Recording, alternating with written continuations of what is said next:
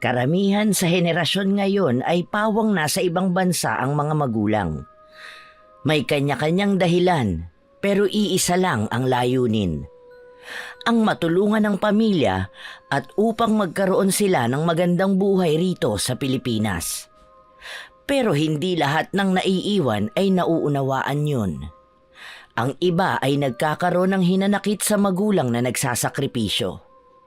Katulad na lang ni Asyang na lumaking walang ina at ama.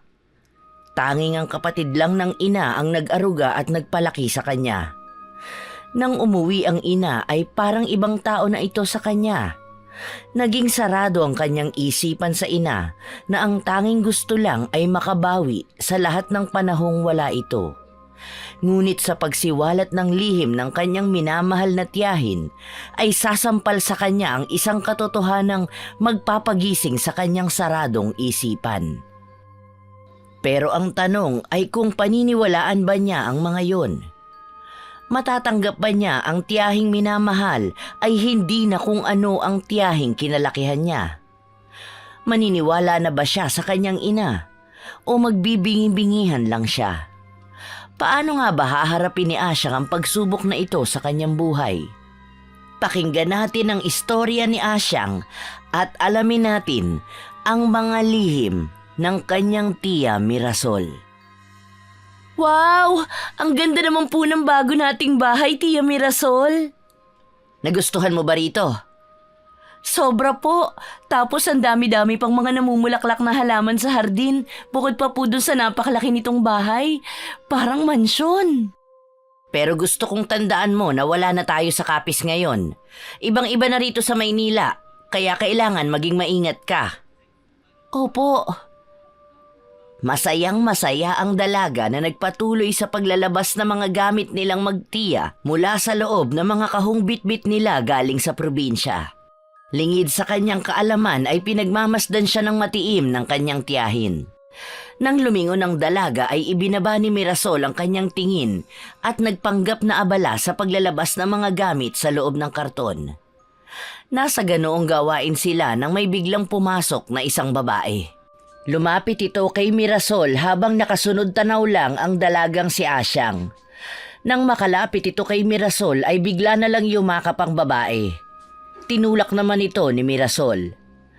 Nagulat pa si Asyang dahil kahit kailan ay hindi naging bayolente o mapanakit ang kanyang tiyahin. Pero hindi nagpatinag ang babaeng dumating at muli itong lumapit kay Mirasol.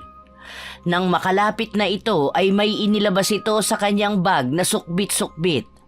Isa yung pulang sobre. Nang makita yon ni Mirasol ay hinila niya ang babae papunta sa ikalawang palapag kung saan naroroon ang silid na gagamitin niya. Ngunit bago ito tuluyang umakyat ay nagbilin muna ito kay Asyang na igawa sila ng merienda. Dito ka muna, Asyang. May importante lang kaming pag-uusapan ng kaibigan ko. Ipaghanda mo na rin kami ng makakain at kape para pagbaba namin mamaya. Opo, Tiya Mirasol. Maikli lang ang sagot na yon ni Asyang. Sanay na ang dalaga sa mga ganitong bisita na kinakausap ng kanyang tiyahin sa loob ng silid nito. Kahit noong nasa probinsya sila ay marami ring bumibisita sa kanyang tiyahin na sa silid nito kinakausap.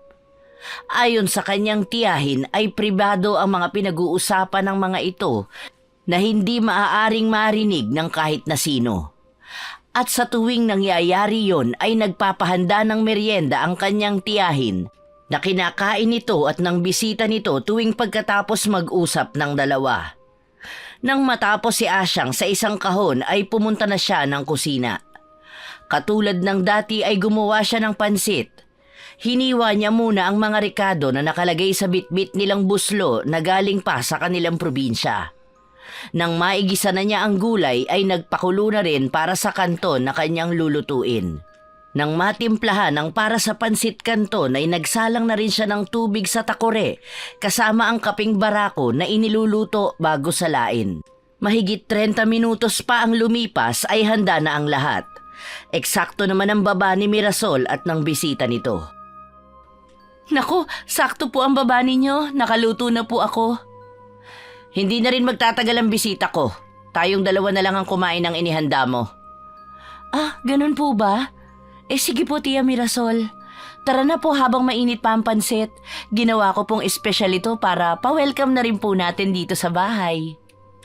Sige, susunod na ako sa komedor. Ihahatid ko lang sa labas ang bisita ko. Tumangulang si Asyang at nakangiting tinungo ang komedor. Habang hinihintay ng dalaga ang tiyahin ay naisipan nitong mag-selfie. Kinuhanan na rin niya ng larawan ng pagkain. Masayang tinignan ng dalaga ang mga kinuhanan niya ng litrato. Pero nagulat siya nang makita niya ang sariling larawan. Pinalaki pa niya yun para mas makita kung ano ang nasa kanyang likuran na nasa larawan. Tumingin pa siya sa likod pero tanging lumang lamesita lang ang naroroon. Muli niyang ibinalik ang kanyang tingin sa larawan. Pilit na inaaral yun. Nagtataka ang dalaga kung ano ang kulay itim na nasa kanyang likuran. Mas nilakihan pa niya yon nang may biglang nang agaw ng kanyang telepono.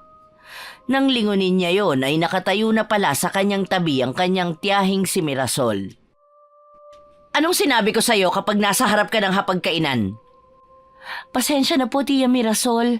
Alam ko pong bawal ang telepono kapag nasa hapagkainan.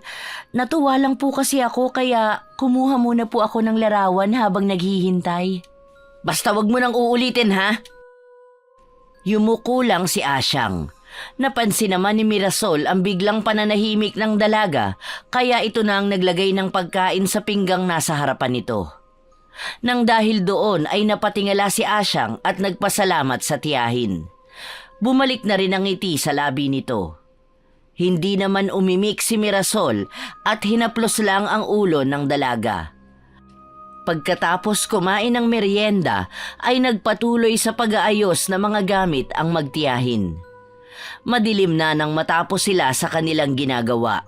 Kaya nagpasya si Mirasol na magpahinga na muna silang dalawa at kinabukasan na lamang itutuloy ang ilang kahon na naiwang hindi pa nailalabas ang mga laman. Bukas na natin ituloy ang pag-aayos ng mga gamit, anak. Paniguradong napagod ka sa mga ginawa natin. Maglinis ka na ng katawan mo at dadalhan na lang kita ng pagkain sa kwarto. Sige po, Tia Mirasol. Naglakad na si Asya ang papasok sa kanyang silid para kumuha ng mga gamit sa pagligo. Pagkakuha ng mga yon ay dumiretso na sa banyo malapit sa kusina ang dalaga. Malakas na binuksan niya ang seradura para sa shower, saka itinapat doon ang nanlalagkit na katawan. Naginhawahan si Asyang sa lamig ng tubig na nanggagaling sa shower. Nang walang ano-ano ay may bigla na lang siyang naramdamang presensya sa loob ng banyo na parang may kasama siya. Mabilis na pinatay ng dalaga ang shower at pabiglang hinawi ang shower curtain. Nagtatakang napakamot sa ulo ang dalaga sapagkat wala siyang nakitang tao roon. Napatingin siya sa pinto at nakasara pa rin naman yon kaya ipinagkibit balikat na lang niya yon. Nagmadali na lang siya sa pagligo para makapagpahinga na. Ilang minuto pa ang lumipas at natapos na rin ang dalaga. Suot ang pantulog na damit ay bumalik na siya sa kanyang silid. Pagkapasok pa lang ni Asyang sa kanyang silid ay pumunta na siya sa harap ng kanyang tukador para suklayin ang itim na itim at napakahabang buhok. Napangiti ang dalaga nang makita ang kanyang refleksyon. Nang bigla na lang may napansin ang dalaga sa sulok ng kanyang mga mata. Naglaho ang mga ngiti na kanina lang ay nakaguhit sa labi ng dalaga. May isang itim na anino sa may bintana na katapat lang ng kanyang tukador. Nanlaki ang mata ng dalaga. Napaisip ito kung paano magkakaroon doon ng anino kung ang kanyang silid ay nasa ikalawang palapag. Nanginginig na sa takot ang dalaga sa kanyang nakikita.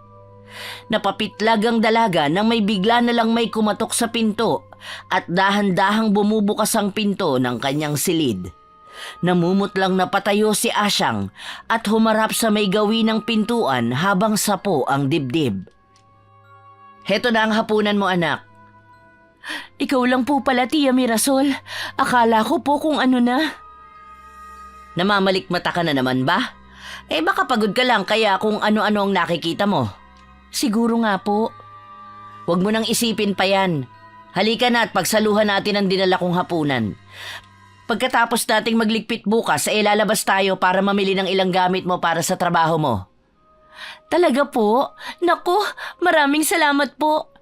Di bali po, makakabawi na po ako sa inyo sa pag-aalaga at pagmamahal po ninyo sa akin. Naku naman, hindi mo naman kailangan bumawi. Masaya akong alagaan ang pinakamabait at pinakamaganda kong pamangkin. Nang matapos maghapunan ng magtiya ay nagpasya si Mirasol na manatili muna sa silid ni Asyang hanggang sa makatulog ang dalaga. Nang mahimbing na ang tulog ni Asyang ay doon lang nagpasya si Mirasol na lumabas para pumunta sa sariling silid para magpahinga. Pagsapit ng madaling araw ay biglang naalimpungatan ang dalaga. Hindi mawari ni Asyang kung bakit siya magigising ng ganong oras. Kadalasan, kapag naalimpungatan si Asyang ay iisa lang ang ibig sabihin nun. Yun ay ang may espiritu sa paligid na gustong makausap ang dalaga. Nagbibigay ng takot ang ideyang yon kay Asyang. Kaya mas pinili na lang nitong huwag idilat ang mata kahit pa may nararamdaman ang dalaga na malamig na hanging dumadampi sa kanyang pisngi. Hindi na malaya ni Asyang na nakatulog na rin pala siya. Nang magising si Asyang ay bigla siyang napatingin sa orasang nakasabit sa dingding. Halos magkanda-subsob ang dalaga sa pagbangon nang makitang 12:00 na ng tanghali. Patakbong lumapit ang dalaga sa kanyang damitan para kumuha ng pamalit pambahay. Nang makapagbihis na ay mabilis na lumabas ng silid si Asyang para puntahan ang kanyang tiyahin. Nadatna naman niya ang tiyahin sa kusina na nagsasandok ng ulam nilang dalawa. Kaagad na bumati ang dalaga sa tiyahin at saka nagtungo sa lagayan nila ng mga pinggan para maghanda na ng kanilang gagamitin. Kumusta ang tulog mo? Naku, Tia Mirasol, napasarap po ang tulog ko. Pasensya na po kayo kung hindi ko na po kayo natulungan sa gawaing bahay. Ano ka ba naman bata ka? Maliit na bagay lang yon. Ang mahalaga maganda ang tulog mo lalo na't napagod ka kahapon. Isa pa malakas pa naman ako kaya kayang-kaya ko pa. Huwag ka na mag-alala. Maayos na ang lahat. Kaya pagkakain, maligo ka na para maaga tayong makaalis. Napangiti na lang si Asyang sa tiyahin. Magkasabay na nagtungo sa komedor ang dalawa. Pagkaupo ni Asyang ay lumapit ang kanyang tiyahin sa telebisyong nakapatong malapit sa kanya. Kaagad na bumungad ang isang balita tungkol sa isang babaeng natagpo ang patay sa isang ilog. Ayon sa balita ay butas-butas ang katawan nito pero hindi naman daw mukhang binaril. May iilang parte din ng katawan nito ang nawawala, katulad ng kamay at isang buong hita. Hindi naman nabago ang ganoong balita para kay Asyang. Dahil kahit noong nasa probinsya pa sila ay marami ng ganong klase ng krimen. Minsan pa nga ay nasasaksihan pa ng dalaga ang mga ganoong tagpo. Maging ang mga multo na nagpapakita sa kanyang panaginip ay pinapakita sa kanya ng mga ito kung paano sila pinatay. Habang patuloy lang sa pagkain ng magtiyahin ay nagulat sila nang may bigla na lang bumagsak sa may sala. Tatayo na sana si Asyang pero muli siyang pinaupo ng kanyang tiyahin. Bagkus ay ito ang tumayo upang tingnan ang pinanggalingan ng tunog. Maupo ka lang dyan at kumain ng kumain. Ako na ang titingin nun. Baka may bisita lang tayo. Sige po. Napakasarap mo po talagang magluto, Tia. Napakalinamnam naman po ng karning ito. Kumain ka lang. Marami pang metsado dun sa kaldero. Parang gutom namang nilantaka ng dalaga ang metsadong niluto ng kanyang tiyahin. Halos paubos na nito ang unang nasandok na ulam nang bumalik si Tia Mirasol. Kaya tumango si Asyang para sumandok pa ng ulam nila ng kanyang tiya. Nang makarating sa kusina ay may aninong nakita si Asyang na nakatayo sa labas ng bintana na katabi lang ng kalan nila. Mabilis na lumapit doon ang dalaga at hinawi ang kurtinang manipis para makita kung sino ang naroroon. Nangunot ang noo ng dalaga nang wala itong makita. Napaisip ang dalaga kung nililin lang ba siya ng kanyang paningin o talagang may tao kaninang nakatayo roon. Nasa ganoong pag-iisip si Asyang nang bigla na lang may nagsalita sa likod niya na naging dahilan ng kanyang pagkagulat. Kamuntikan pang malaglag ni Asyang ang hawak-hawak na mangkok. Ayos ka lang ba, anak? Ayos lang po ako, tiya. Akala ko na paano ka na eh. Sinundan na kita at napansin kong napakatagal mong sumandok ng ulam. May tao po yata sa labas. May anino po kasi akong nakita. Kagagaling ko lang sa labas at imposibleng may makapasok nang hindi natin naririnig dahil isinara ko ang tarangkahan natin. Namalikmata lang po siguro ako.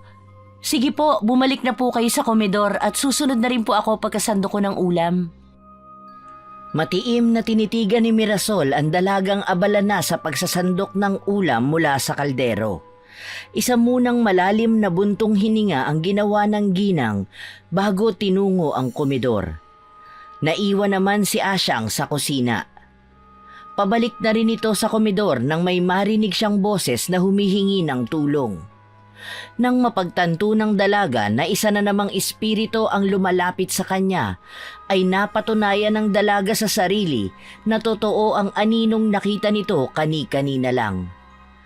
Sanay na ang dalaga sa mga ganoong bagay.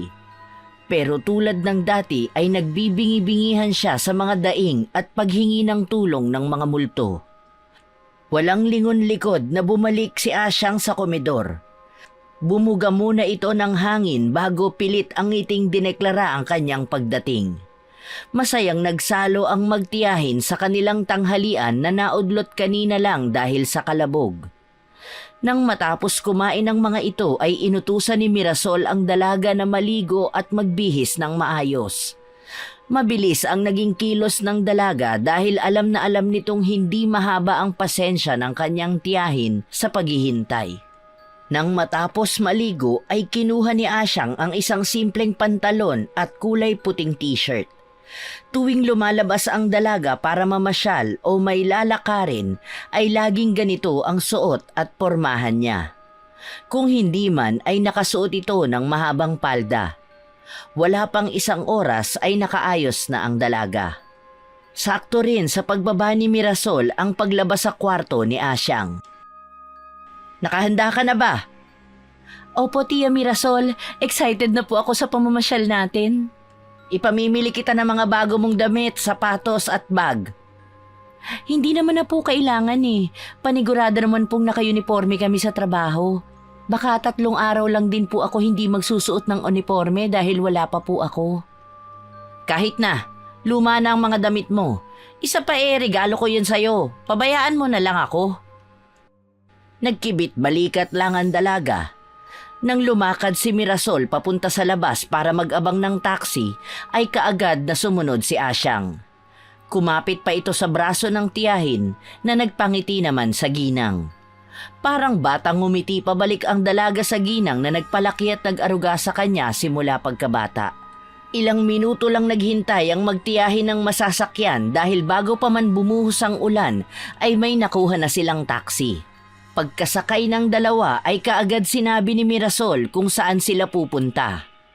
Nagniningning naman ang mga mata ni Asyang sapagkat simula pagkabata ay hindi pa siya nakakarating sa malalaking mall. Mabilis na nagtipa sa kanyang cellphone si Asyang para magsaliksik tungkol sa Trinoma. Nang makita ang mga post tungkol doon ay mas lalo pang nakaramdam ng pananabik ang dalaga. Napangiti na lang din si Mirasol sa nakikitang saya sa mukha ni Asyang. Halos 1 oras din ang kanilang binyahe bago nila narating ang Trinoma Mall. Pagbaba ng magtiyahin ay kitang-kita ni Mirasol ang kakaibang tingin na pinupukol ng driver sa dalaga na abalang-abala sa paglilibot ng kanyang mga mata. Matalim ang tinging ipinukol ng ginang sa driver.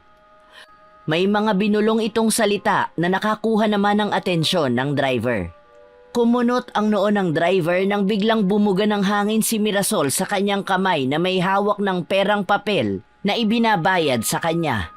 Napakamot naman sa batok ang driver at tatawa-tawa pa nang mapagtantong kanina pa pala inaabot ng ginang ang kanilang bayad. Pagkasara ng pinto ng taxi ay kaagad na umalis yun doon. Pero ang mga mata ni Mirasol ay nakasunod pa rin sa kulay dilaw na taxi. Isang kamay na pumatong sa balikat ng ginang ang kumuha sa kanyang atensyon. Tia Mirasol, ayos lang po ba kayo? Oo naman. Halika na. Anong brand ba ang gusto mo? Kahit ano po. Walang kahit ano dito, anak. Inilibot ni Asyang ang kanyang mga mata. Nang may makita ang dalaga na 90% discount na karatula, ay doon niya inaya ang kanyang tiyahin.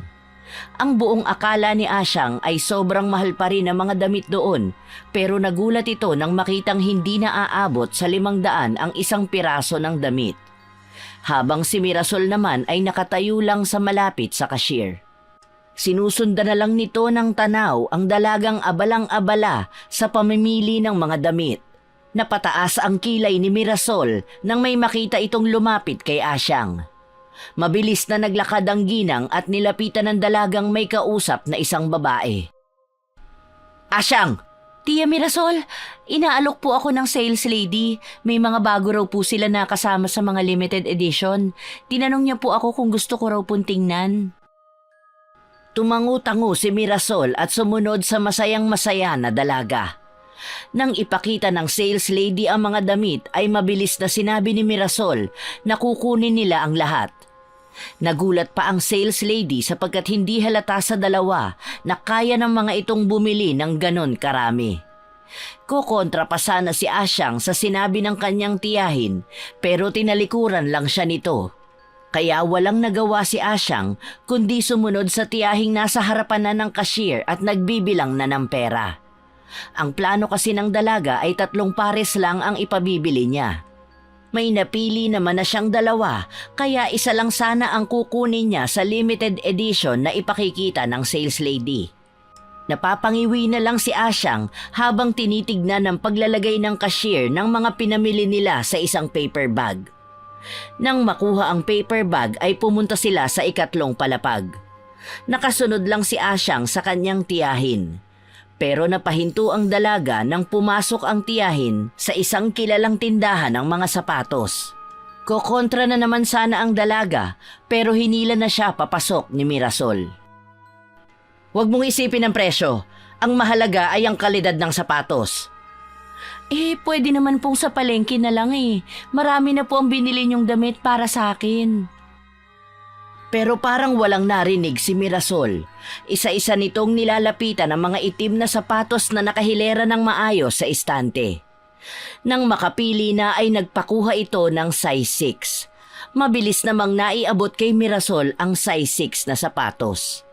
Pinasukat lang nito yon kay Asyang. Parang tuod naman na sumunod na lang ang dalaga.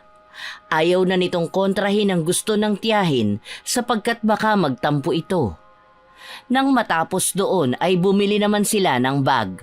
Shoulder bag sana ang gustong bilhin ni Mirasol para kay Asyang pero isang may kalakihang sling bag ang pinili ng dalaga.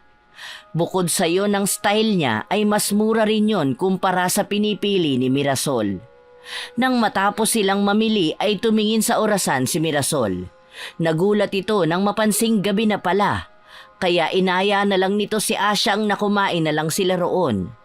Sa pagkakataong ito ay si Asyang na ang nasunod sa kakainan nila. Parang bata namang tuwang-tuwa ang dalaga nang makapasok sila sa mang-inasal. Pinahanap ni Mirasol ang dalaga ng kanilang lamesa dahil sobrang daming tao. Mabilis namang nakakita si Asyang. Pagkaupo ng dalaga ay kaagad niyang binuksan ang kanyang cellphone para makita ang mga komento sa post niya kanina tungkol sa mga pinamili nila ng kanyang tiyahin. Maraming nag-like at heart doon. Nakita rin doon ang dalaga na maraming komento sa post niya. Binuksan niya yon. Isa-isang binasa ng dalaga ang mga komento at lahat yon ay positibo. Pero nakuha ang atensyon ng dalaga ng komento ng kanyang sariling ina. Napangiti na lang ng mapait si Asyang nang mabasa ang komento nito. Ang sabi roon ay dalaga na raw ang kanyang anak.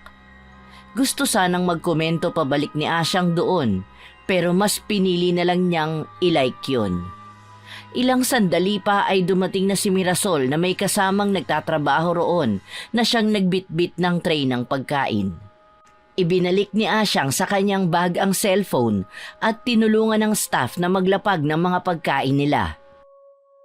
Napakarami po yata nito, Tia Mirasol. May chicken, palabok, soup at barbecue pa.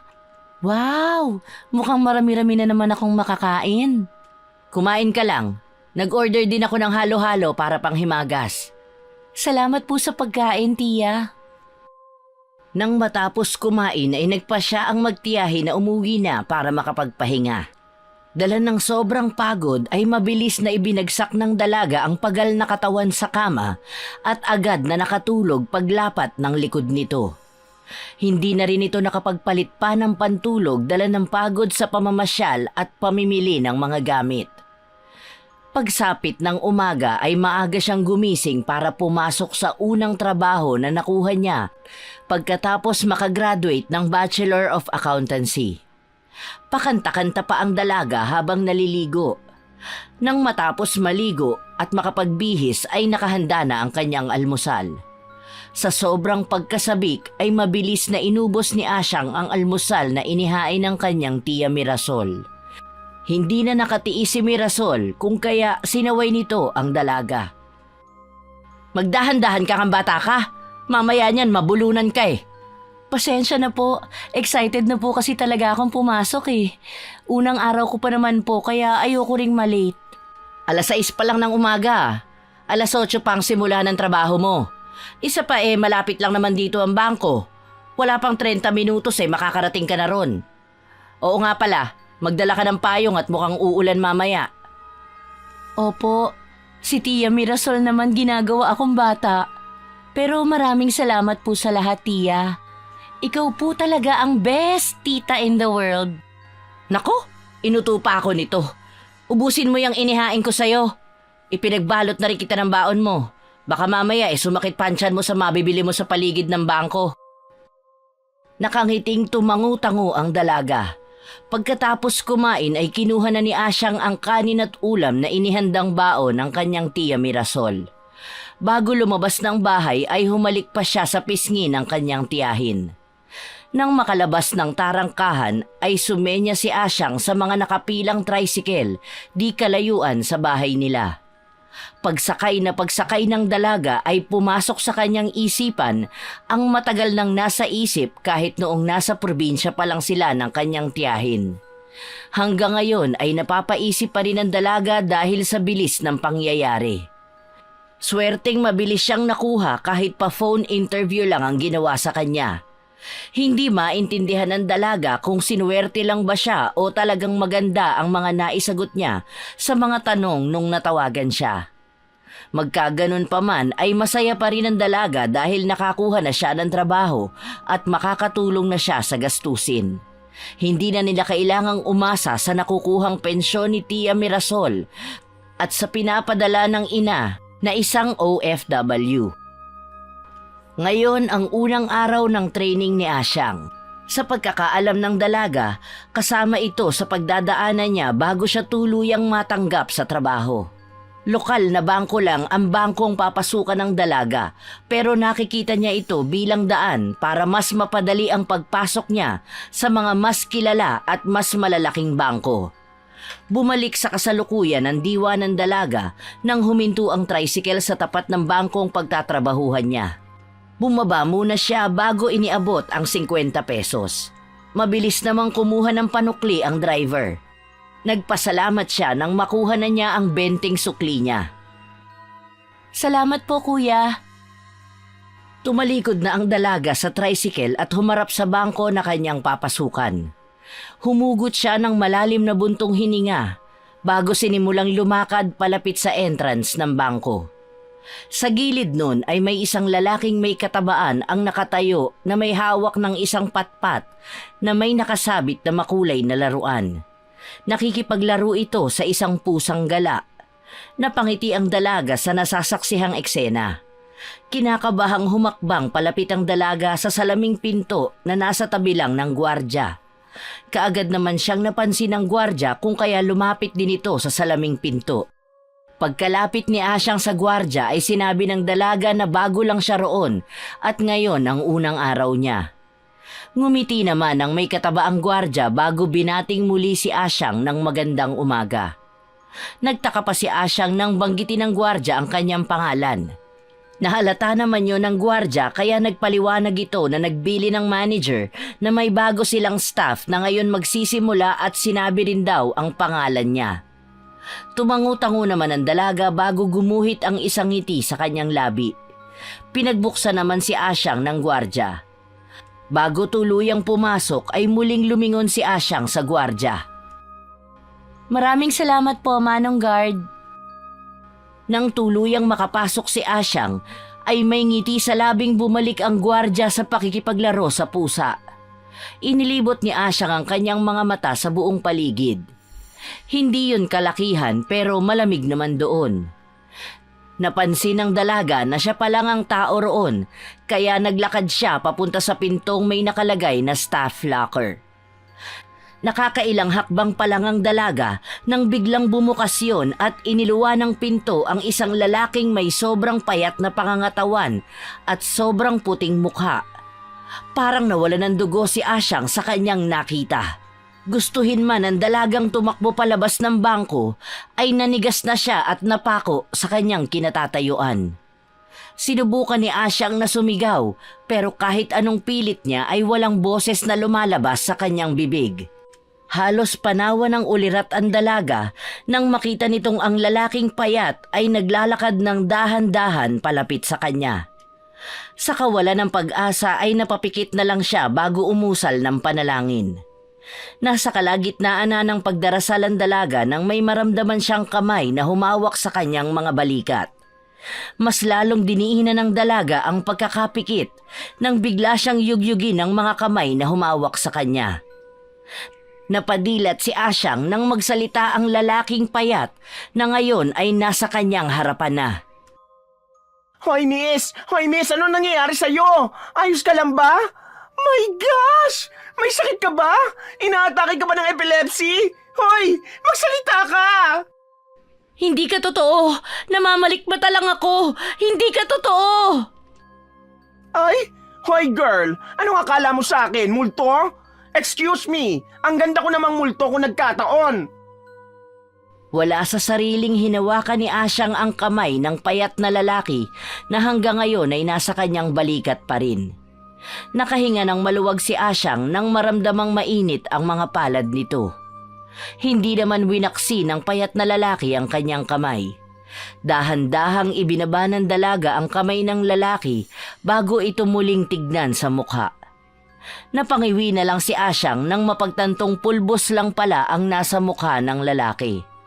Nagmukha lang itong maputla dahil sa patay na kulay ng labi nito at sobrang puti na rin ito. Sinamahan pa ng makapal na pulbos sa mukha, kung kaya napagkamalang multo ito ni Asyang. Nang mapansin ng lalaking payat ang reaksyon ni Asyang, ay hinila niya ito papasok sa locker room. Pagkapasok ay dumiretso ang lalaki sa isang locker na nakabukas. Tinawag din ito ang dalaga at sinabing magkatabi ang locker nilang dalawa. May susi itong inilabas sa bulsa. Nang abutin yun ni Asyang ay humarap na sa sarili niyang locker ang lalaki at walang tigil sa pagsasalita habang patuloy na inaayos ang pulbos na nasa mukha nito. Nakatanga lang ang dalaga rito lalo na nang mapansin niya ang mga makeup na nasa harapan nito. Maaga talaga akong pumasok para abangan ka. Nagbilin kasi ang ang manager natin na may bago.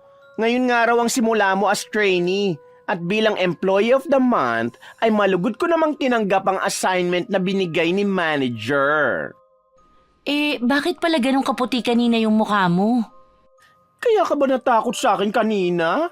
Nag-aayos pa lang kasi ako nang marinig ko na may pumasok.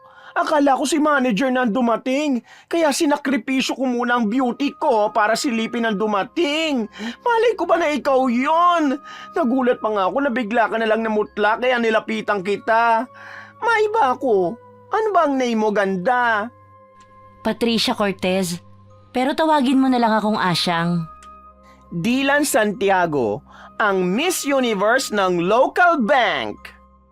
Nice to meet you, Dylan. Di na lang ang itawag mo sa akin, ganda. Total magkasing beauty naman tayo. At bagay na bagay sa iyong pangalan mo. Kasing bango mo ang pangalan mo. Sana talaga naging girlish na lang ako, no? Napangiti naman si Asyang habang pinapakinggan ang walang tigil na kwento ni Dylan tungkol sa bangkong pagtatrabahuhan niya. Habang inaayos ang mga gamit sa loob ng locker, ay panay oo lang ang isinasagot ni Asyang sa bawat tanong ng binabaing sa tingin ng dalaga ay makakasundo niya. Kahit tapos na si Dylan sa pag-aayos sa sarili ay panay pa rin ito bilin kay Asyang ng kanyang mga gagawin mamaya. Sabi pa ni Dylan, may pagka-Amazona ang kanilang manager dahil matandang dalaga raw ito. Natatawa pa ang dalaga sa ekspresyon ng mukha ni Dylan habang sinasabi ang mga salitang yun. Ilang minuto pa ang lumipas ay inaya si Asyang ni Dylan na pumunta sa pwesto nila mamaya. Ituturo na raw ni Dylan sa dalaga ang kanyang gagawin. Nasa kalagitnaan sina Dylan at Asyang sa kanilang ginagawa nang biglang bumukas ang salaming pinto at mula ron ay pumasok ang isang babaeng may kaliitan. Mestisa ito at sopistikada ang dating. Pero ang aura nito ay para silang lalamunin ng buhay. Wala sa wisyong napahawak ang dalaga sa kamay ni Dylan na napalunok naman ang laway nang huminto sa kanilang harapan ang babae.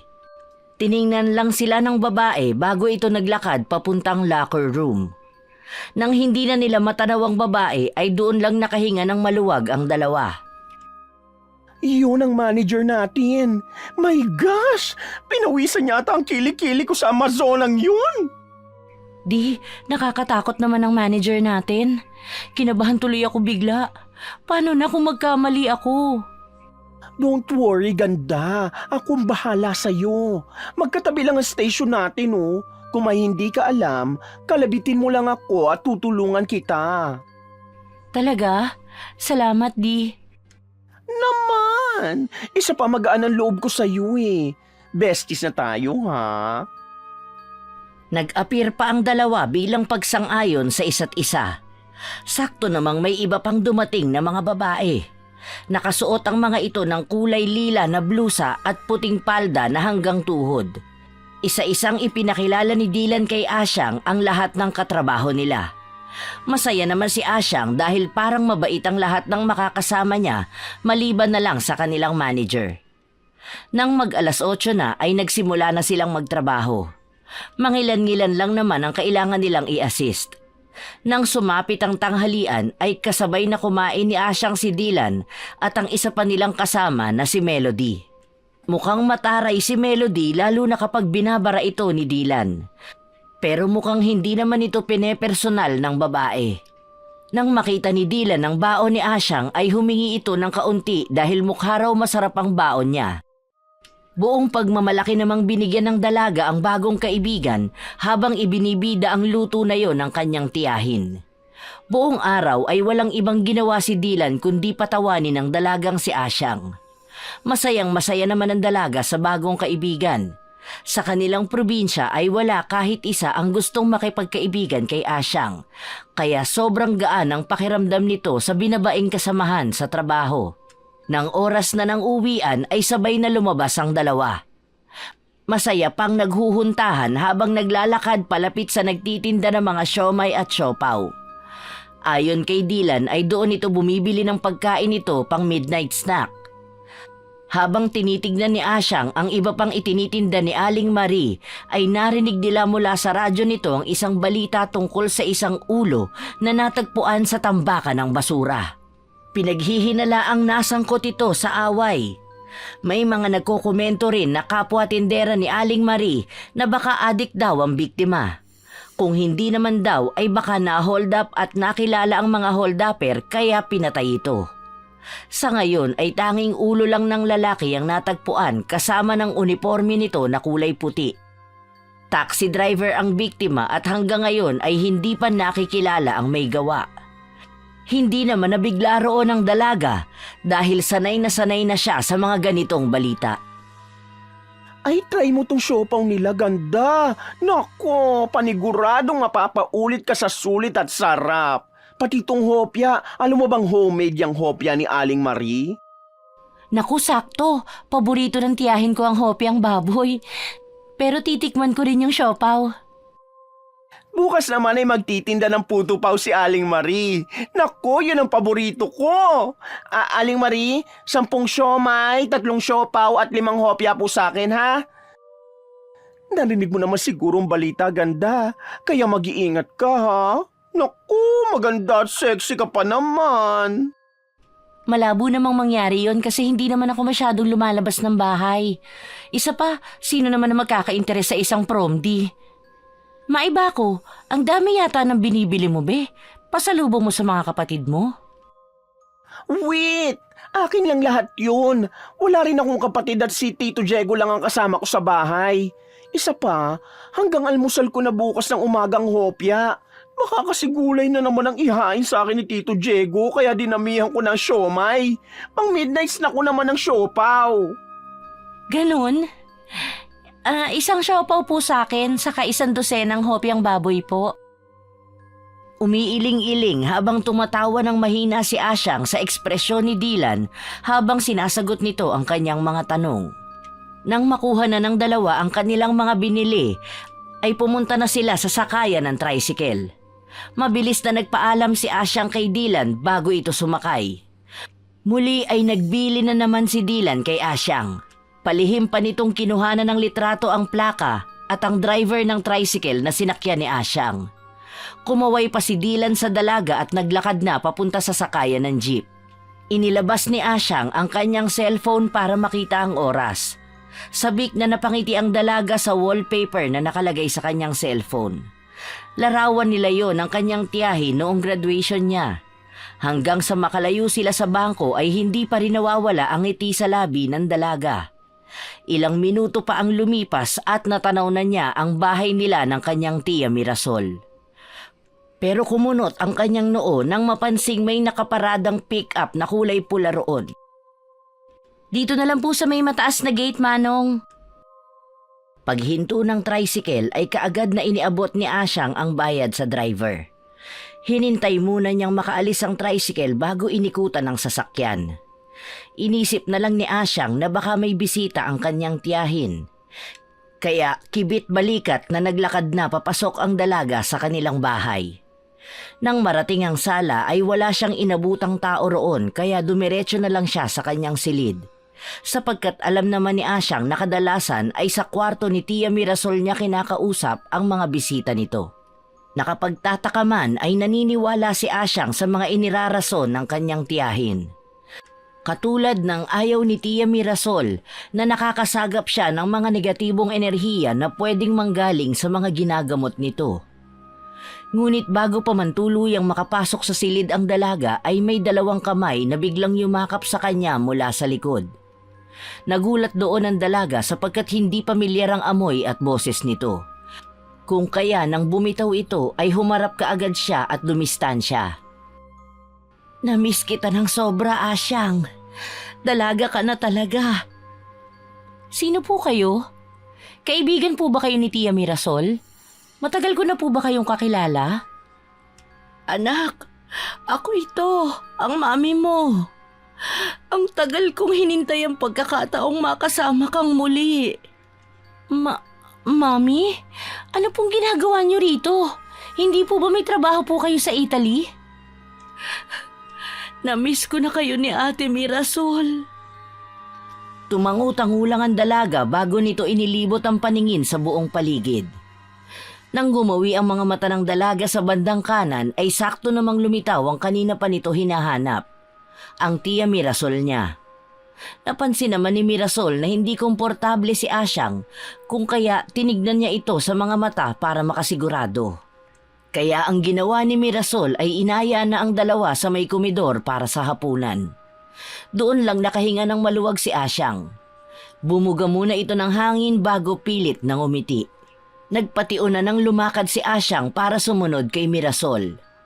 Nang maamoy niya ang inihain ng tiyahin ay kaagad na naalala ng dalaga na hindi pa ito nagmano kay Mirasol.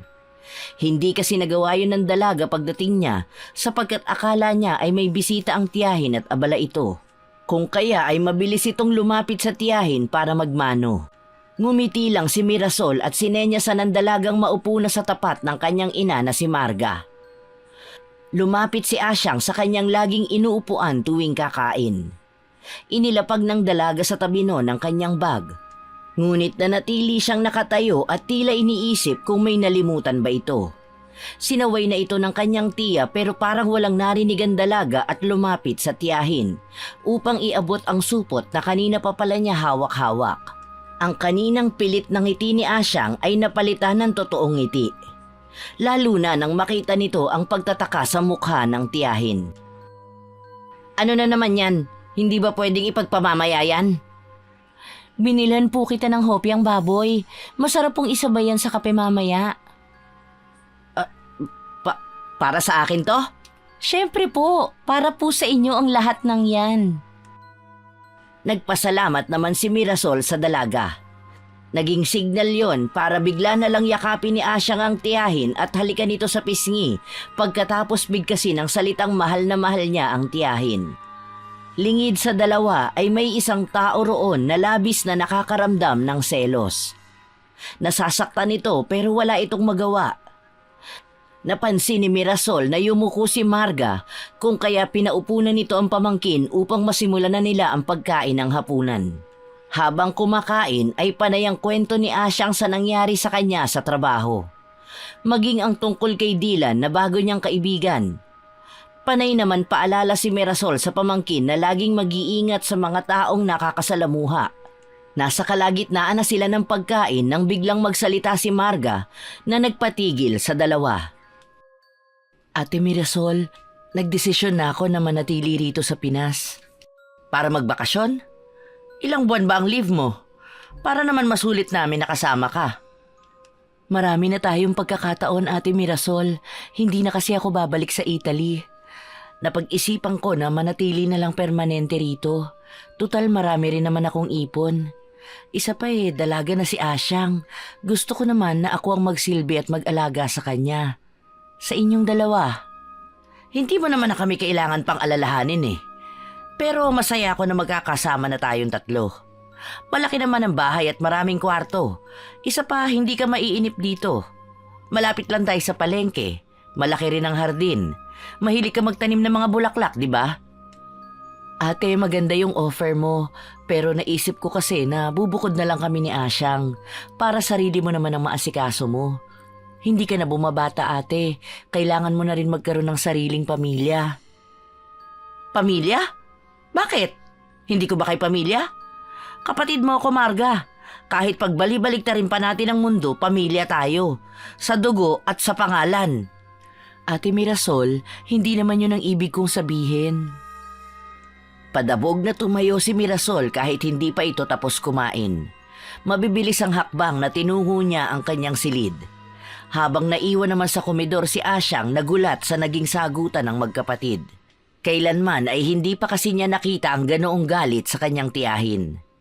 Wala sa loob na napalingon si Asyang sa kanyang ina na umiiyak habang nakayuko. Walang pagdadalawang isip na tumayo rin si Asyang para sundan ang kanyang tiyahin. Bago pa man tuluyang makalayo ang dalaga ay may pumigil na rito. Nilingon ni Asyang ang inang nakahawak sa kanyang pulsuhan. Dismayadong iwinaksi ng dalaga ang kamay ng ina na nakahawak sa kanya. Nang matanggal ang kamay ng ina ay halos takbuhin na ni Asyang ang papunta sa ikalawang palapag kung saan naroon ang silid ng tiyahin. Narinig pa ng dalaga ang pagtawag ng kanyang ina pero binaliwala niya yon. Pagdating sa ikalawang palapag ay kumatok si Asyang sa silid ng kanyang tiyahin. Wala siyang nakuhang sagot kaya kumatok siyang muli. Mas malakas na ang ginawa niyang pagkatok para mas marinig na ng kanyang tiyahin.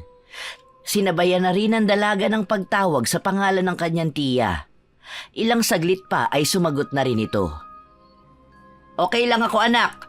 Tapusin mo na ang pagkain mo doon. Ilagay mo na lang ang mga hugasin sa lababo at mamaya ay bababa rin ako. Hintayin mo na lang ako mamaya sa silid mo at ipagtitimpla kita ng gatas mo. Pero Tia Mirasol, sundin mo na lang ako, anak. Huwag ka mag-alala, ayos lang ako. Sasamahan kita mamaya sa silid mo hanggang sa makatulog ka. Sige po, hihintayin ko po kayo mamaya ha. Bagsak ang balikat na bumalik sa komedor ang dalaga para tapusin ang pagkain at mailigpit ang lamesa bago maglinis ng katawan. Pagdating doon ay hindi na inabutan ni Asyang ang kanyang ina. Wala namang pakialam si Asyang kung saan nagtungo ang kanyang ina, pero may hinala na siya nang marinig ang sasakyan na umandar. Wala sa loob na napasilip siya sa labas. Kitang-kita nito ang ilaw na papaalis. Sa pwesto kasi ng dalaga ay hindi niya natatanaw ng buo ang tarangkahan. Napailing na lang si Asyang bago lumapit sa lamesa. Ipinagpatuloy na lang niya ang pagkain. Humigop siya ng sabaw. Napasimangot na naman siya nang maalala ang mga tagpong nangyari kani-kanina lang. Kaya kahit anong sarap ng kanilang ulam ay nawala ng panlasa ang dalaga. Nang matapos siya ay mabilis niyang nilinisan ang lamesa. Hinugasan na rin ng dalaga ang lahat ng nasa lababo bago ito naglinis ng katawan. Pagkatapos mag-shower ni Asyang ay dumiretso na siya sa kanyang kwarto. Nakatanaw lang sa may bintana ang dalaga nang matapos niyang mag-ayos. Pinagmamasdan ang maliwanag na buwan. Ilang minuto lang ang lumipas ay nakarinig na ng mahihinang katok si Asyang. Sa pag-aakalang ang tiyahin niya yon ay masigla niyang binuksan ang pinto na hindi nakalak. Ngiting-ngiti pa ang dalaga. Pero nadismaya ito nang mukha ng kanyang ina na nakangiti habang may hawak na isang basong may lamang gatas ang bumungad sa kanya. Mami? Kayo po pala? Dinalhan kita ng gatas, anak. Naikwento kasi sa akin noon ni Ate Mirasol na hindi ka nakakatulog nang hindi nakakainom ng gatas. Nasaan po si Tia Mirasol? Siya po kasi ang nangakong magdadala ng gatas ko para makasabay po niya sa pagkakape. Sinabi ko kay Ate Mirasol na ako na ang magdadala sa iyo ng gatas para makapagpahinga na siya ng maaga. Gusto rin sana kitang makausap, anak, kung pwede. Hindi na umimik si Asyang. Niluwagan ng dalaga ang pagkakaawang ng pinto para makapasok ang kanyang ina na si Marga. Sumilay naman ang masayang ngiti sa labi ng ginang. Habang iniinom ni Asyang ang kanyang gatas ay masinsinan silang nag-usap ng kanyang ina. At sa pag-uusap na yon ay mas lalong napalayo ang loob ni Asyang sa ina. Lalo na nang banggitin nito ang tungkol sa pagbukod at pag-iwan kay Tia Mirasol. Kabastusan mang matatawag ay nagdahilan na lang si Asyang sa ina na inaantok na ito. Hindi masyadong nakatulog si Asyang ng gabing yun, kaya parang matamlay pa sa lantang gulay ang dalaga nang sumapit ang umaga. Katulad ng nakaraang araw ay sabay na nag-almusal ang magtiyahin. Ang kaibahan lang ngayon ay kasama na nila si Marga. Tahimik lang ang tatlo habang nasa hapagkainan. Walang gustong magsalita o magbukas ng usapan. Tamilmil man sa pagkain ay pilit na inubos ni Asyang ang sinangag, ginisang repolyo at pritong karne na manipis ang hiwa. Pagkatapos kumain ay tumayo na kaagad si Asyang kahit hindi pa tapos ang kanyang tiyahin at ang kanyang ina. Tumungo sa banyo ang dalaga at nagsipilyo bago bumalik sa komedor para magpaalam sa dalawang ginang. Ngunit bago umalis ay humalik muna si Asyang sa kanyang tiyahin at dire-diretso nang lumabas. Ilang minuto lang ang lumipas at narating na ng dalaga ang bangkong pinagtatrabahuhan. Nagkasabay pa sila ni Dylan. Good morning, ganda! Kumusta ang tulog mo? Ayos lang. Ay, ang tamlay mo yata ngayon. Hindi bale, ililibre na lang kita ng kape. Ayos lang ako. Hindi mo naman ako kailangang ilibre. I insist! Magpapabili ako kay Manong Guardian sa cafe sa likod ng bangko. Starbucks ang dating, anong ganda! Pabibili na rin ako ng mini donut. Pilit na ngiti na lang ang nagawa ni Asyang sa kaibigang binabae. Nang pagbuksan ni Manong Guard ang dalawa ay kaagad na kinuha ni Dylan ang pagkakataon na yon para makisuyo sa gwardya. Inilibre na rin ni Dylan si Manong Guard ng kape at inabutan nito ng isang supot na may lamang mga tinapay at mga pagkain ng pusa. Nagpasalamat naman si Manong Guard bago nagmamadaling tinungo ang cafe na nasa likod lang ng bangko. Hanggang makapasok sila sa loob ay wala pa ring sigla ang dalaga. Iniisip pa rin nito ang mga napag-usapan nila ng kanyang ina. Iiling-iling na lang si Dylan na nag-ayos ng sarili. habang si Asyang ay nakaupo lang sa isang tabi habang nakatulala. Ilang minuto lang ay dumating na rin si Manong Guard na bitbit ang pinabili ni Dylan. Habang kumakain ng donut at umiinom ng kape ay nagbukas si Asyang kay Dylan ng pinagdadaanan niya. Dinamayan siya nito sa nararamdaman niya. Sa katauhan ni Dylan ay naramdaman ni Asyang na para na siyang may kapatid. Hindi man ito kadugo ng dalaga ay pakiramdam niya magkadugtong sila. Lumipas pa ang oras hanggang sa mag-uwian na. Ganda, tara kay Aling Marie. May puto pa siyang tinda ngayon. Ah, sige. Kunin ko lang yung bag ko sa locker. Okay, hintay na lang kita sa labas. Babush! Mabilis na kinuha ni Asyang ang kanyang bag. Ayaw kasi ng dalaga na paghintayin ng matagal ang kaibigan. Pagkakuha ng kanyang bag ay pinuntahan niya kaagad si Dylan. Inabutan niya itong nakikipagbiruan kay Manong Guard. Tawa naman ang tawa ang gwardya habang pinipintasan ni Dylan ang mga nakikita niyang dumadaan. Bago pa man muling bumanat ang binabaing si Dylan ay tinapik na ito ni Asyang. Nakapose pa itong humarap sa dalaga. Napapailing na natatawa si Asyang. Nagpaalam ang dalawa kay Manong Guard. Bago pa man tanggalin ni Asyang ang tingin sa gwardya ay nakita niya itong kumuha ng litrato ng pusa na naroon na naman. Doon lang naalala ng dalaga ang kanyang cellphone. Pero naisip ng dalaga na mamaya na lang niya titingnan yon kapag nakila Aling Marie na sila. Hindi pa man nakakalapit ang dalawa ay kumakaway na si Aling Marie. Ay, kinakawayan na tayo ni Aling Marie. Excited yata makita ang beauty natin. Lukaret. Habang binabalot ni Aling Marie ang kanilang order ay naalala ng dalaga na titignan pala niya ang cellphone.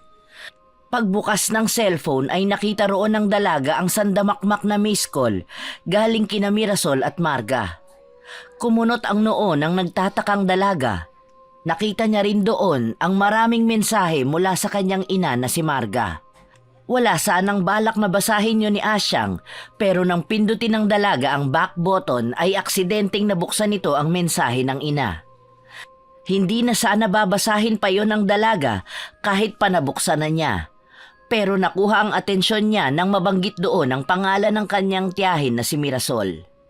Nang basahin yon ni Asyang ay kumunot ang noo ng dalaga sa pagtataka. Ayon kasi sa mensahe ng kanyang ina, ay hindi na ang kanyang tiya Mirasol ang Mirasol na nakakasama nila sa bahay. Paulit-ulit muna niyang binasa yon dahil parang hindi niya maintindihan. Nang makuha ng dalaga ang ibig nitong sabihin, ay binasa na niya ang mga sumunod pa. Mas lalo siyang nagtaka nang sa sumunod na mensahe ay sinasabi ni Marga na kahit ano ang mangyari, ay wag na wag siyang uuwi ng bahay dahil delikado. Ayon pa rito, kailangang magtungo ni Asyang sa address na nakalagay doon. Napataas ang kilay ng dalaga sa mensaheng yun. Wala sa loob na malakas niyang binasa ang address na naroon sa mensahe. Nakuha naman noon ang atensyon ni Dylan na kumakain ng kwek-kwek na tinda rin ni Aling Marie. Anong sabi mo, ganda? Baklaran? Habanero Antique Shop? Teka, address namin yun ah. Paano mo nalaman kung saan ako nakatira? Wala akong natatandaan na may nabanggit ako sa'yo kung saan ako nakatira. Ano? Tagaron ka? Kilala mo si Apo Diego? Tumpak! Doon ako nakatira sa Habanero Antique Shop. Nasabi ko na sa'yo na ang tito ko lang ang kasama ko sa bahay, di ba? Ibig mong sabihin tito mo si Apo Diego. Paano sila nagkakilala ni Mami? Ang weird. Well, weird talaga ang tito ko pero ang mami mo, ganda hindi ko rin alam ang sagot sa tanong mo. Pero baka nagkakilala sila nung nanggagamot pa si Tito Diego. Ano sa tingin mo? Basahin mo to. Pagkasabi nun ay kaagad na iniharap ni Asyang kay Dylan ang kanyang cellphone para mabasa nito ang mga mensahe ng kanyang ina. Masusi namang binasa ng binabae ang bawat salitang nasa screen ng cellphone. Napamulagat naman si Dylan nang mabasa ang lahat ng mga mensahe. Hindi ito nagkomento. Humugot muna ito ng malalim na buntong hininga. Humawak pa sa kanyang dibdib si Dylan na para bang aatakihin ito sa puso. Isa pa uling malalim na buntong hininga ang pinakawalan nito bago ito naglakas ng loob na tanungin ang kanyang naiisip. Saang probinsya kayo nanggaling? Ha? Bakit? Taga-probinsya rin kami. Sa isang liblib na barangay kami nakatira noon bago mamatay ang lolo ko na siyang orihinal na nagmamay-ari ng Habanero Antique Shop. Nanggagamot ang tito ko noon sa probinsya pero Pero ano? ang mga kabarangay lang namin na nakakaalam na nanggagamot si Tito Diego. Ang barangay namin ay iniiwasang puntahan ng mga taga-kabilang barangay. Kumalat kasi ang balita noon, nakuta raw ng mga kulto ang barangay namin. Taga Nueva Vizcaya rin ba kayo? Kasi sa liblib na barangay din kami. Ang kumakalat naman na chismis tungkol sa lugar namin, lugar daw ng mga demonyo. Ay alam mo, mas malilinawan siguro tayo kung pupunta na tayo sa amin. Wait lang, magbubook ako sa Grab ng taxi. Habang naghihintay ang dalawa sa taxi ay napag-usapan nila ang kanilang mga haka-haka kung paano nagkakilala ang tito ni Dylan at mami ni Asyang. Lalo na at ngayon lang umuwi ng Pinas si Marga. Silang nagtatanong kung paano nalaman ng ina ng dalaga na sa Manila na sila nakatira. Naikwento ni Dylan na walang kaibigan ng kanyang tito dahil sa pagiging kakaiba nito. Idagdag pa na iniiwasan noon ang kanyang tito. Ayon pa kay Dylan ay isa lang daw ang naikwento ng kanyang tito na naging matalik nitong kaibigan. Mira raw ang pangalan nun at parehas din daw ang hilig ng mga ito. Doon naman nabuo sa isipan ni Asyang na baka ang Mira na kaibigan ng tito ni Dylan ay ang kanyang tiya Mirasol. Pero hindi pa sigurado roon ang dalaga. Bukod sa pareho ng palayaw ang kanyang tiya at ang matalik na kaibigan ng tito ni Dylan, ay pareho ring kakaiba ang mga ito. Ilang minuto pa ang lumipas at dumating na rin ang taxi na kanina pa nila hinihintay. Kaba at takot ang nararamdaman ni Asyang sa mga oras na yon. Hindi maintindihan ng dalaga ang kanyang nararamdaman. Ano na ganda? Sasama ka ba o sasama? Parang wala naman akong pagpipilian. Tara, let's na ganda. Baka importanteng magkausap kayo ni Tito Diego. Nagmamadaling sumakay sa taxi si Asyang. Kasunod ng dalaga ang kaibigang si Dylan. Sinabi lang ni Dylan kung saan ang kanilang tungo. Nang umandar na ang taxi ay nakamasid lang si Dylan kay Asyang na malalim ang iniisip. Habang si Asyang naman ay nakatanaw lang sa labas ng bintana at tulala. Iniisip niya ang kanyang desisyong ginawa, kung tama ba o mali. Hindi naman sa nagdududa ang dalaga sa kanyang mahal na tiyahin. Gulong-gulo ang isip ni Asyang ng mga oras na yon. Pero noon pa man ay marami na itong lihim at marami ng kakaibang kilos at ginagawa ang mahal niyang tiya. Pero nananahimik lang siya at inakalang normal lang na ugali yon ng kanyang tiya Mirasol. Sa ngayon ay maraming katanungan ang gumugulo sa isip ng dalaga. Katanungang matagal nang naroon pero hindi nito binibigyang pansin. Kadalasan kasi ay ipinagsasawalang bahala lang ni Asyang ang mga napapansin sa kanyang tiya Mirasol. Isang oras pa ang lumipas at narating din nila ang Habanero Antique Shop. Naunang bumaba si Dylan. Kasunod nun ang dalagang naghahanap ng kasagutan. Habang nagbabayad si Dylan sa taxi ay pinakatitigan ng dalaga ang antique shop na nasa kanyang harapan. Masasabing may kakaibang aura ang shop na yon. Marahil dahil tindahan yon ng mga lumang gamit ng iba't ibang tao. Bukod pa ron ay nakadagdag sa kakaibang ambience nito ang kulay dilaw na ilaw na maaaninag sa harapan ng shop. Pagkatapos magbayad ni Dylan ay inaya na nito si Asyang na pumasok. Sabay na naglakad papasok ang dalawa. Hindi pa man tuluyang nakakapasok ang dalawa ay sinalubong na sila ng isang may edad na lalaki. Puti na ang mga buhok nito at balbasarado. Nakakulay puti ito. Mababakas ang pagbabago ng ekspresyon ng mukha nito nang mapansing hindi nag-iisa si Dylan. Napahawak pa ito sa kanyang dibdib na parang gulat na gulat. Ikaw? Ikaw ang anak ni Marga. Hindi ako maaaring magkamali. Magkamukha kayo. Kilala mo po ang mami ko? Hindi sumagot si Apo Diego. Bagkus ay nagpalinga-linga ito sa likod bago sila pinapasok. Pagkapasok ng dalawa ay mabilis na isinara ni Apo Diego ang pinto ng shop niya at inilagay ang karatulang closed. Nagkatinginan naman sina Asyang at Dylan dahil tila balisa ang lalaki. Pagkatapos kasi nitong maisara ang pinto ay lumapit ito sa isang mahabang lamesa na punong-puno ng mga libro at kung ano-ano pang bagay. Sinundan ng dalawa ang lalaki, pero para itong may sariling mundo na nagsasalita mag-isa habang parang may hinahanap. Nang hindi na nakatiis si Dylan ay nagsalita na ito. Tito Diego, baliw-baliwan ka na naman. Ano po ba kasi ang hinahanap mo? Para ka na namang timang dyan. Ang pula kong libro. Kailangan ko ang pula kong libro. Kung nandito ang anak ni Marga, ay iisa lang ang ibig sabihin nun. Ano po ang ibig sabihin nun? Nalilito po ako eh. Nag-message lang po sa akin si Mami na pumunta raw po ako sa inyo. May hinala kasi kami ni Marga na minarkahan ka na ni Mira. Mira? Si Tia Mirasol at yung Mira po ba ay iisa? Saka ano pong marka? Bumuntong hininga muna si Apo Diego bago nito pinaupo ang dalawa sa harap ng lamesa. Doon ay sinagot nito ang mga tanong ng dalaga. Ikinuwento nito sa kanila kung paano nagkakilala ito at ang magkapatid na sina Marga at Mirasol. Ayon kay Apo Diego ay kababata niya ang dalawa. Likas na mabait at masunurin daw ang magkapatid.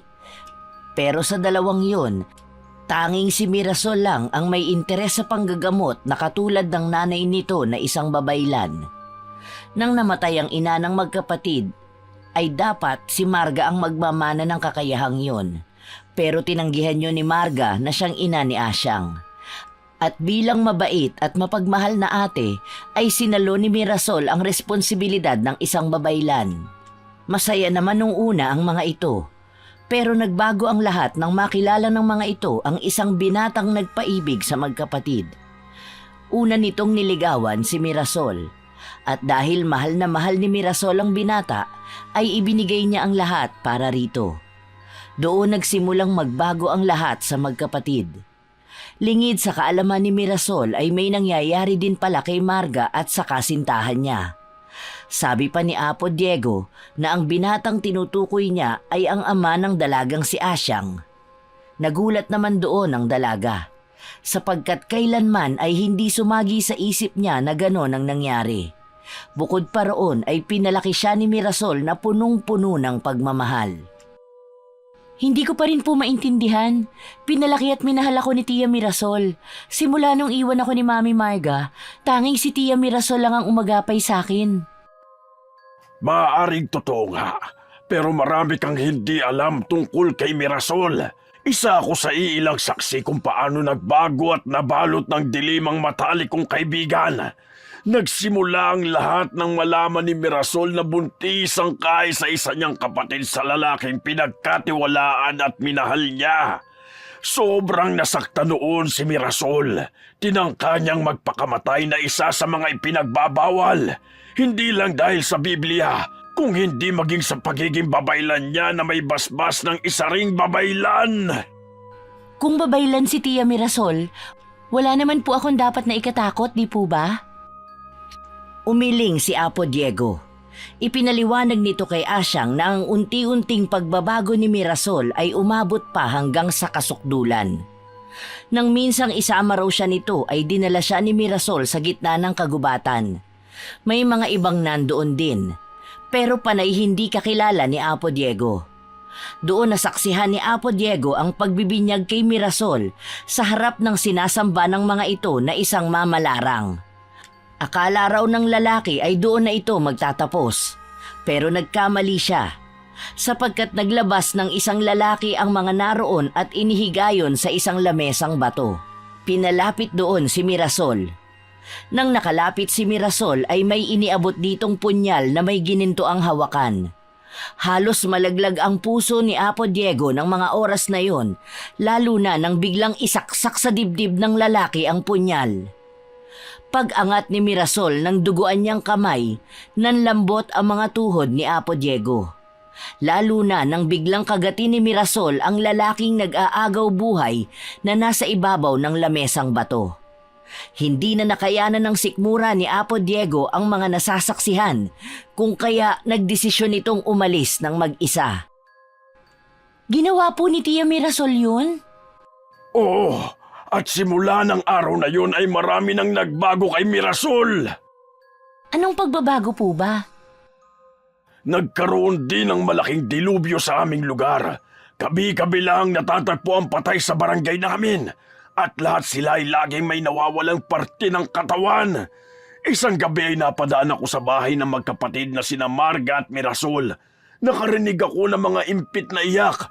Kaya nagpasya ako na puntahan ang pinanggagalingan nun. Ano po ang ginawa ni Tia Mirasol? May ginawa po ba siyang hindi tama para akusahan niyo siya ni Mami ng hindi maganda? Mula sa bintana ng bahay nila sa harap, ay kitang-kita ko kung paano niya pinaghihiwa-hiwalay ang katawan ng iyong ama. Nakita ko rin na tumatapya siya ng laman doon at kinakain niya yun. Hindi makapaniwala si Asyang sa mga naririnig. Ayaw yung paniwalaan ng dalaga. Plano na sana ni Asyang na umalis na lang, pero pinigilan ito ni Dylan. Pilit na pinakalma ng binabae ang kanyang matalik na kaibigan. Nahirapan din ng kaunti si Dylan na pakalmahin ang dalaga pero nagwagi rin ito.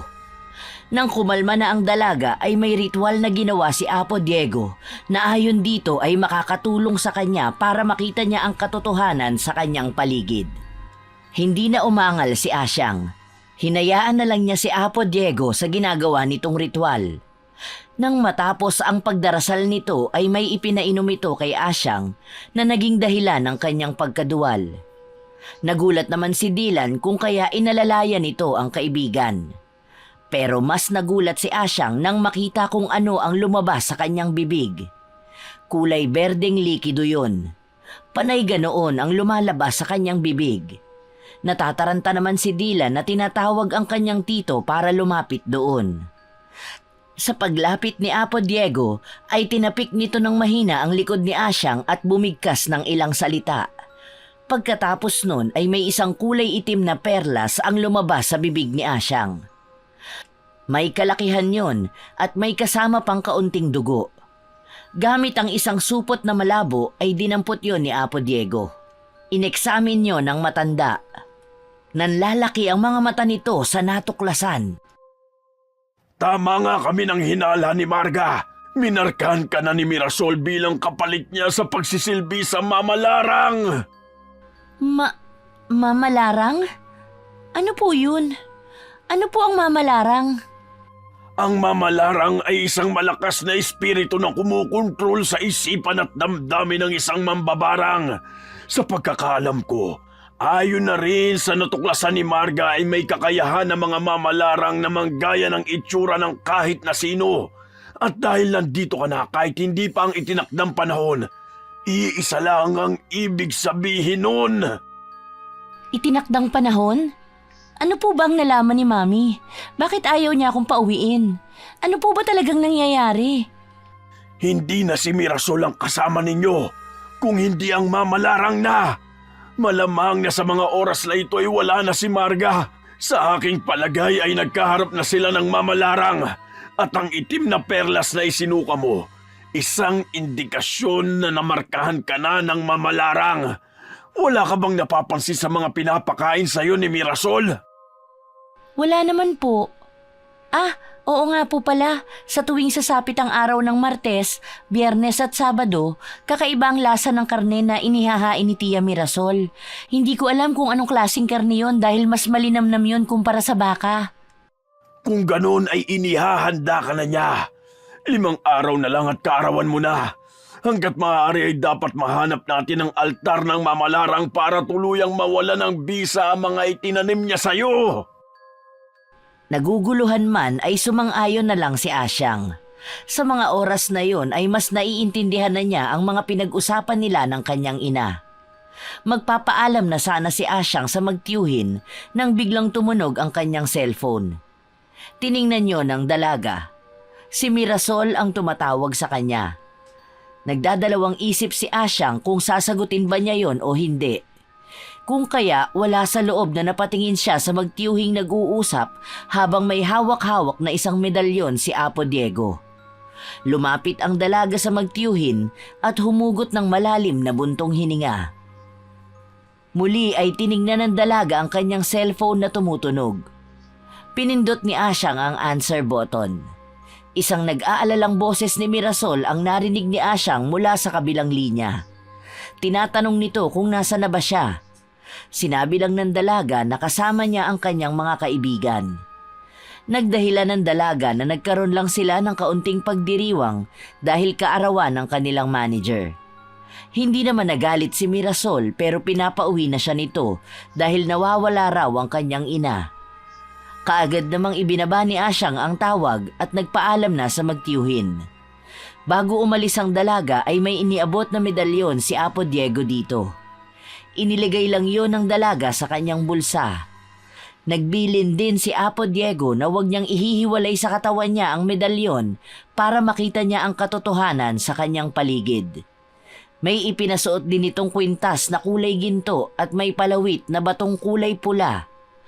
Proteksyon naman daw yon ni Asyang para hindi mabasa ni Mirasol ang kanyang iniisip. Kabado man at may pag-aalinlangan ay umuwi si Asyang sa bahay nila. Ilang oras lang ay nakarating na rin siya. Mapapansing madilim ang kanilang bahay at nagtaka si Asyang. Pero nakaagaw pansin ang ilaw na nagmumula sa bintana ng kwarto sa storage room nila. Nagtaka naman ang dalaga sapagkat kahit minsan ay wala pang pumupunta roon. O yun lang ang akala niya. Sa pagpasok ni Asyang ay bumungad sa kanya ang kakaibang amoy. Malansa yon at napakabaho. Napatakip ang dalaga ng kanyang ilong pero tuloy-tuloy pa rin siya sa pagpasok. Nasa kalagitnaan na siya ng sala nang marinig niya mula sa kanyang likod ang boses ni Mirasol. Mabuti naman at nakarating ka na. Halika sa aking silid para tayo'y makapag-usap. Sino ka? Hindi ikaw si Tia Mirasol. Ano ba ang iyong pinagsasasabi, Iha? Baka naman ikay nalipasan lang ng gutom kung kaya kung ano-anong hangin ang pumasok sa iyong utak. Nasaan si Mami? Nasaan ang totoo kong Tia Mirasol? Ano ba talaga ang sinasabi mo? Ako'y narito sa iyong harapan ang mapagmahal mong tiya. Ikaw ang mamalarang? Ilabas mo sila Tia Mirasol at Mami Marga. Alam mo pala ang tungkol dyan. Dapat pala hindi ko na hinayaang magkita pa kayo ng haliparot na Marga na yon. Dahil alam mo na ang lahat, mukhang mapapaaga rin ang aking pag-angkin sa'yo. Mabilis ang naging kilos ng dalaga. Ngunit bago pa man siya makalayo sa gumagaya sa kanyang Tia Mirasol, ay kaagad itong nakalapit sa kanya. Tinangka siyang hawakan ito. Ngunit nang dumampi ang dulo ng daliri ng nilalang ay napaso ito at napasigaw ng malakas. Animoy nasusunog ang balat nito na dumikit sa dalaga. May pagtataka man ay mabilis na tumakbo papunta sa may pinto palabas ang dalaga. Kung may isang gusto mang gawin si Asyang ng mga oras na yon, ay ang makaalis sa lugar na yon at makalayo sa mamalarang. Bago pa man muling makalapit ang mamalarang kay Asyang, ay isang liwanag na nagmumula sa silid ng ina ng dalaga ang pumukaw sa atensyon ng dalawa. Nang mga oras na yon ay nakahawak na si Asyang sa seradura ng pinto, pero dahil sa liwanag na yon ay napigil siya sa balak gawin. Ilang segundo lang ang lumipas ay lumabas mula roon ang totoong Tia Mirasol ni Asyang. Akay-akay nito ang ina ng dalaga na sugatan at nanghihina. Hindi ito ang napagkasunduan natin. Wala sa usapang sasaktan mo mga mahal ko sa buhay. Inialay ko ang buhay at kaluluwa ko sa'yo. Bakit mo ginagawa ito? Akin lang kayong lahat. At akala mo ba hindi ko alam na hindi na kita nakokontrol? Magaling ka ngang mambabarang. Malakas, pero mahina ka pa rin sa lahat ng mga hinawakan ko. Alam kong inutusan mo ang kapatid mong yan na hanapan ng solusyon ng mga ginawa natin sa kanyang anak sa loob ng 21 taon. Kung akala mo ay malilinlang mo ko, nagkakamali ka, Mirasol. Sumigaw ng napakalakas ang mamalarang. Kasabay nun ay ang biglang pagyanig ng kanilang kinatatayuan. Naglilipara na rin ang mga gamit sa loob ng bahay. Dinig na dinig din ang dumadagundong na kulog. Maging ang pagguhit ng mga kidlat na nagbibigay ng liwanag sa loob ng bahay na tanging kandila lang ang ilaw. Akmang aatakihin ng mamalarang ang magkapatid na Mirasol at Marga nang biglang nabasag ang malaking bintana na nasa likod ng mahabang sofa. Mula roon ay pumasok si Dylan at Apo Diego na may daladalang kung ano-ano. May hawak pang libro si Apo Diego. May mga binibigkas itong salita na tila panlaban sa mamalarang. Ngunit nakuha ang atensyon ng lahat nang makita nilang namimilipit din sa sakit si Mirasol katulad ng mamalarang. Hindi malaman ni Apo Diego kung itutuloy pa ba niya ang pangontrang dasal na yon. Habang si Dila naman ay nakitang pagkakataon yon para malapitan si Asyang na parang windang na windang pa rin sa mga nagaganap. Ituloy mo, Diego! Huwag kang hihinto! SP! Wag! Parang awa mo na! Mamamatay si Ate Mirasol kapag natapos ang dasal! Ano? Hindi! Ang dasal na ginagamit ko ay makakapagpakulong lang sa mamalarang sa isang sisidlan. Hindi madadamay si Mirasol! Nagkamali tayo! Nagulat ang lahat nang biglang tumayo ang mamalarang at tumawa ng malakas. Parang masayang-masaya ito sa namamagitan sa mga may dugong babaylan. Para na itong nagwagi kung magdiwang. Saka ito dahan-dahang lumapit sa magkatabi pa ring magkapatid. Parang natulos naman sa kinatatayuan si Apo Diego, pero nakahuma rin ito nang makitang hahawakan nito ang nakasadlak pa rin na si Mirasol. Dali-daling umusal muli ng dasal si Diego. Lingid sa kaalaman ng lahat ay tumakbo si Asyang at Dylan papunta sa nag-iisang silid na may ilaw. Ayon kasi kay Dylan ay nagbili ng kanyang tito na kung sakaling mahirapan silang labanan ang mamalarang ay may isa pang paraan para matapos ito. Yon ay ang pagpunit ng kasunduan. Dali-daling tumakbo ang dalawa paakyat habang patuloy pa rin ang labanan ng mga naiwan. Nang marating ng dalawa ang silid ay naagaw ng isang pulang tela na napaliligiran ng mga kandila ang kanilang atensyon. Nagkatinginan pa ang dalawa bago lumapit doon. Hindi ako sigurado kung ito na ba yung hinahanap natin, kaya magtingin ka ron sa lamesang malapit sa bintana. Roger that, ganda! Di, maraming salamat ha. Naku, mamaya ng drama, ganda! Let's go find treasure! Nasa komplikado mang sitwasyon ay napatawa pa rin ng mahina si Asyang sa ginawa ni Dylan na nag-post na akala mo ay model. Muli ay ibinalik ng dalaga ang atensyon niya sa pulang tela. Walang ingat na hinila niya yon, dahilan para mamatay ang ibang nakasinding kandila. Nang matanggal ang tela ay may nakitang itim na librong manipis doon si Asyang. Kinuha yon ng dalaga. Kasabay ng paglapat ng mga daliri niya sa pabalat ng aklat ay ang pag-ihip ng malakas na hangin. Wala sa loob na napayakap siya sa libro.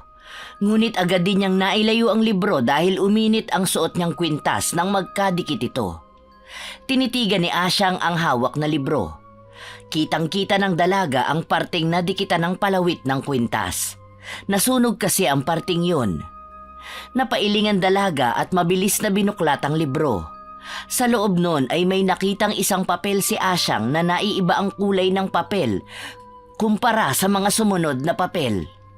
Tinitigan ng dalaga ang papel na may mga nakasulat pero hindi niya yun maintindihan.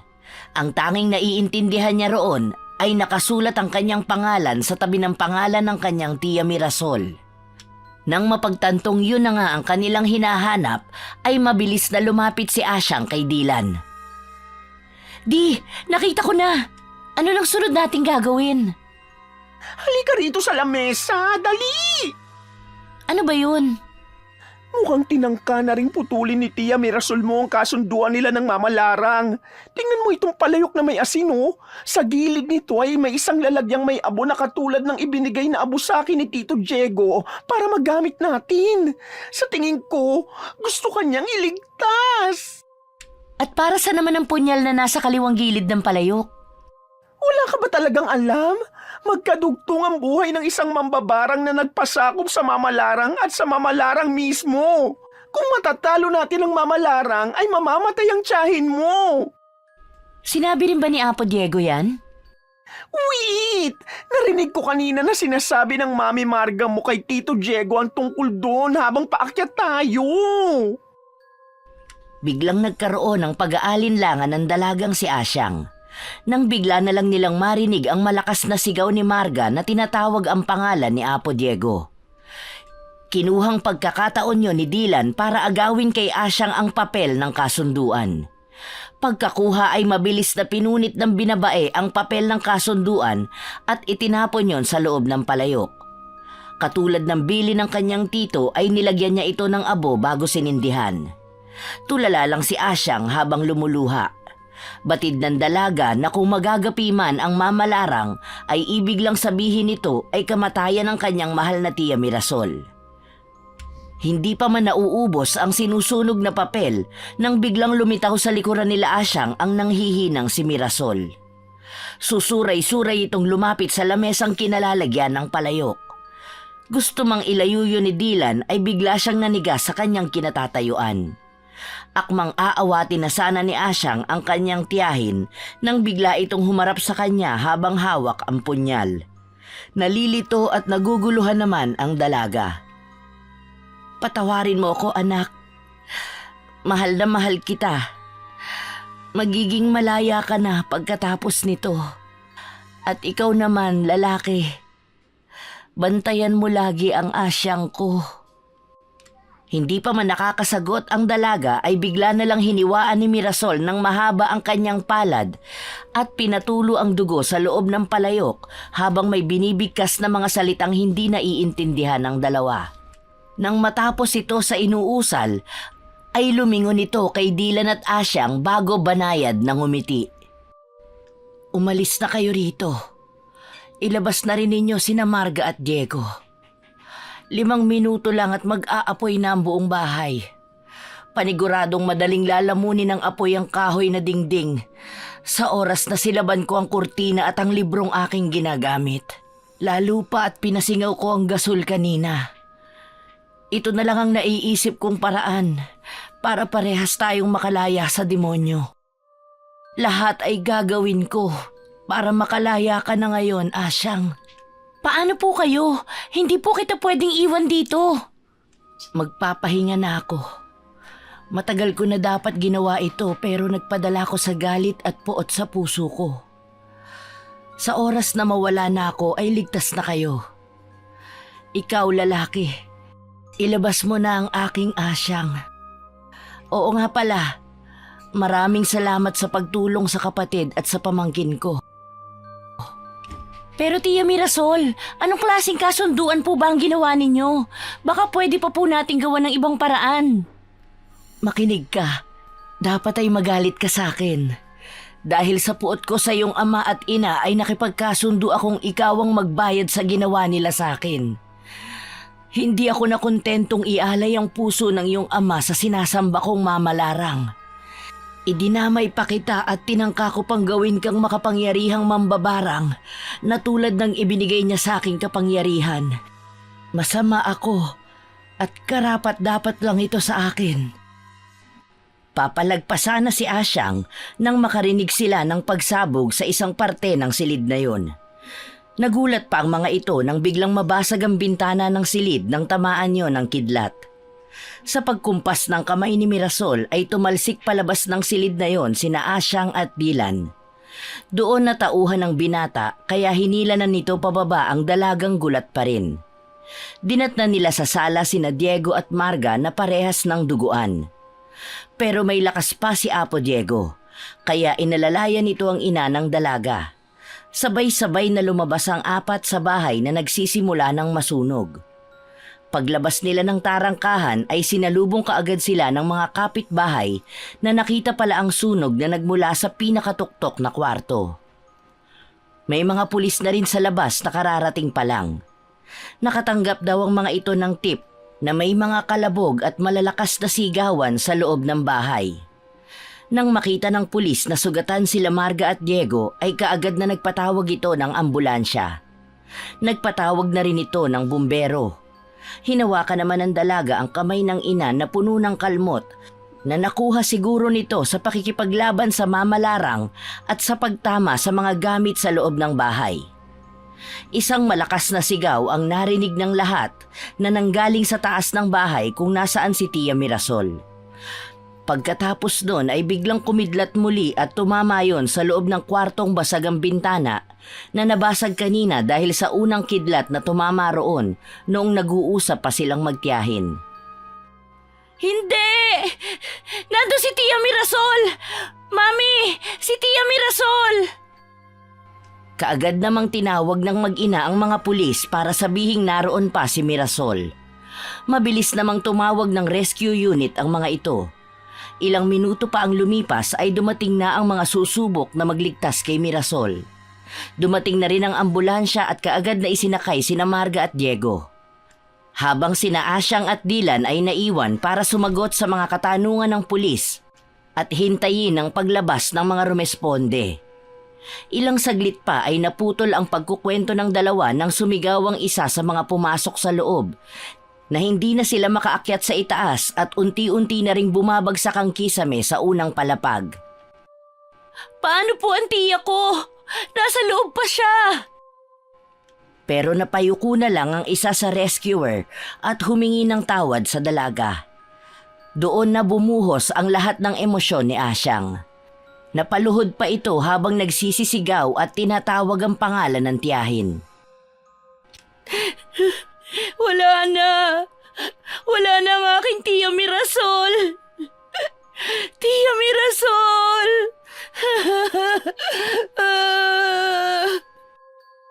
Katulad ni Tia Mirasol ay may mga pangyayari sa ating buhay kung saan ay sinusubok ang ating katatagan at kakayahang magdesisyon ng tama. Pero madalas ay nagkakamali tayo ng desisyon sa buhay.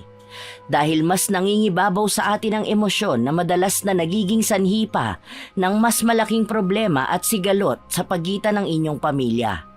Ang isa sa aral na naibigay ng istorya ay matuto tayong magpatawad. Huwag din tayong magpadalos-dalos sa ating mga desisyon at gawa. Kung may problema, may galit na nararamdaman o pagkamuhi ay tumawag lang sa Diyos at humingi ng gabay. Siguradong ito'y diringgin niya dahil kung maninindigan sa masamang nagawa ay maaaring magresulta lang yon ng pagkatalo.